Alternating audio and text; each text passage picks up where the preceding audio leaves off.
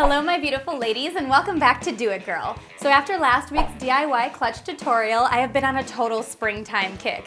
After all, the official start date of spring is just around the corner, and that means beautiful blooming flowers, super sunny skies, and partying it up at prom. Well, since spring is where my head is at, I suppose today's craft should be where my head is at too. Get ready as I show you how to make your own floral crown. Let's do it, girl.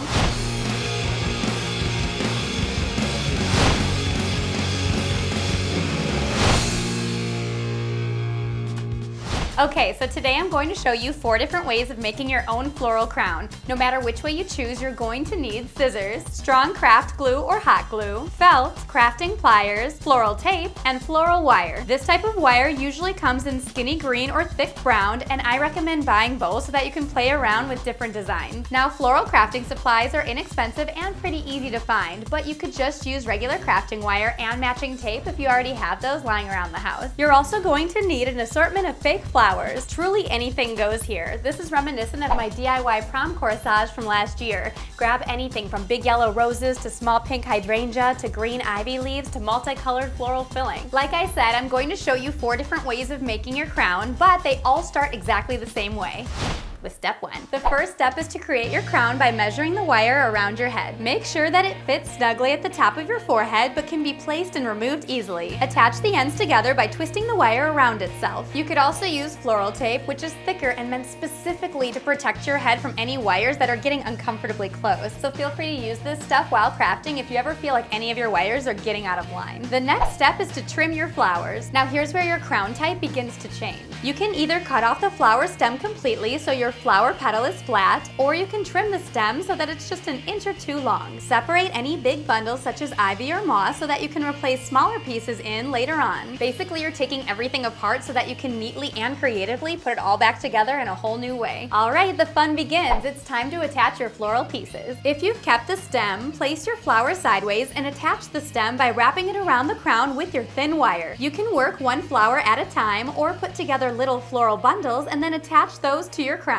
Again, if wrapping the wire is too tricky, try wrapping with floral tape instead to lock them into place. Repeat attaching your individual flowers or flower bundles until you achieve your desired look. This type of crown works great for flowers and filling of all different sizes and colors. Now, if you're working with a stemless flat flower, cut out 2 tiny circular pieces of felt. You want to make sure the circles are small enough so they hide underneath your flower. Glue 1 piece of felt to the base of your flower and place it onto the wire of your crown. To hold it in place, you'll glue your second felt circle to your original felt piece, sandwiching the wire in order to connect the flower to your crown. This type of crown looks great for larger flowers that are all the same size. No matter which way you decide to decorate, you can work all the way around your crown, or you can just craft for the camera and call it a day once the front half of your crown is complete. The final step is to fill in any gaps. Wherever you find too much space, stick in some floral filling. If you only worked on the front part of your crown, then decorate the back by wrapping it in ivy or green floral tape or wire. Nab some pearls, ribbon, chain, or charms as accent pieces that will make your floral crown,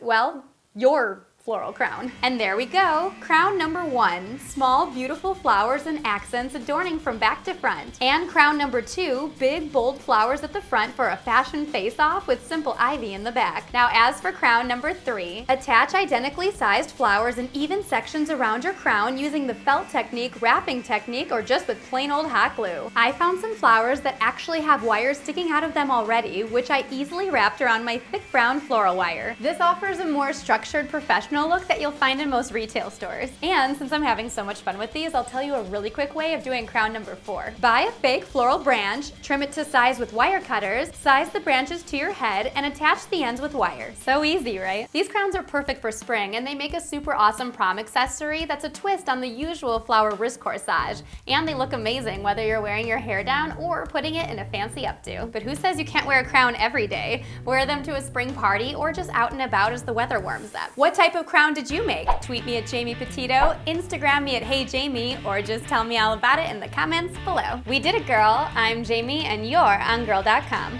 Answering headband questions. What if you can't find floral wire? Well, you can just buy or reuse a headband as long as you know it fits around your entire head, just like the one that I made in my t-shirt accessories DIY. Or you can just use the rope or paper handles for most shopping bags. And like I mentioned at the beginning, you could also use regular old crafting wire. Now chloral flafting applies. Woo! Brain fart.